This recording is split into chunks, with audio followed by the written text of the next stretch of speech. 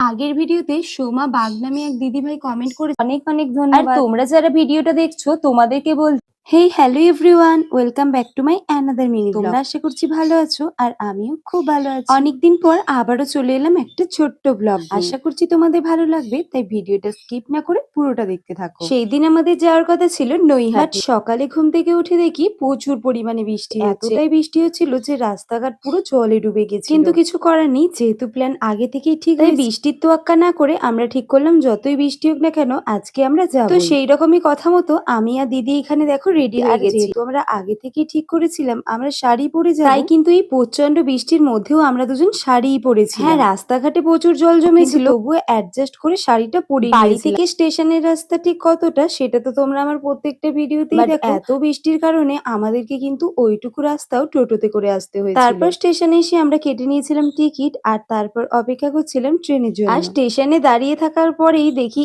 এও আমাদের কাছে এসে দাঁড়িয়েছে। আর এতটা সময় পেরিয়ে যাওয়ার পরেও বৃষ্টি কিন্তু কোনো মতেই থামছিল না। সেই জন্যই টেনশনটা আরো বেড়ে যাচ্ছিল। যতই হোক এতটা পথ যেতে হবে এই এত বৃষ্টির মধ্যে। বাট মাথায় হাজার টেনশন থাকার পরেও বড় মার নাম করে কিন্তু আমরা বেরিয়েই পড়েছিলাম। তোমাদের তো আসল কথাটাই বলা হয়নি যে আমরা যাচ্ছিলামটা কোথায়। আমরা সেদিন যাচ্ছিলাম নৈহাটির বড় মার কাছে। এর আগেও কিন্তু আমি দুবার নৈহাটিতে গেছি, আমার দিদি ছিল এটা ফার্স্ট টাইম। ওর কাজের জন্য যেতে পারি না, বাট এইবারে কিন্তু ছুটি নিয়েছিল শুধুমাত্র বড় মার কাছেই যাওয়ার জন্য। তাই আরো বেশি করে এই ঝড় বৃষ্টির তোয়াক্কা না করেই আমরা বেরিয়ে পড়েছিলাম বড় মার কাছে। আর এই সুন্দর প্রাকৃতিক দৃশ্য দেখতে দেখতে বৃষ্টির মধ্যে আমরা পৌঁছে গেছিলাম ব্যান্ডেল স্টেশন। নৈহাটি অনেক দিক থেকেই যাওয়া যায়, বাট আমাদের বাড়ি থেকে ব্যান্ডেল থেকে গেলেই বেশি সুবিধা হয়। আমরা ঠিক করেছিলাম ব্যান্ডেল হয়েই যাব। তারপর ব্যান্ডেল স্টেশনে নেমে আমরা কিছুক্ষণ অপেক্ষা করেছিলাম। কিছুক্ষণ বলা ভুল হবে, প্রায় 1 ঘন্টা মতো আমরা এখানে বসেছিলাম। আর তখনও কিন্তু বৃষ্টিটা থামেনি, অনবরত সেই একই বেগে বৃষ্টি হয়েই যাচ্ছিল। তারপর দীর্ঘ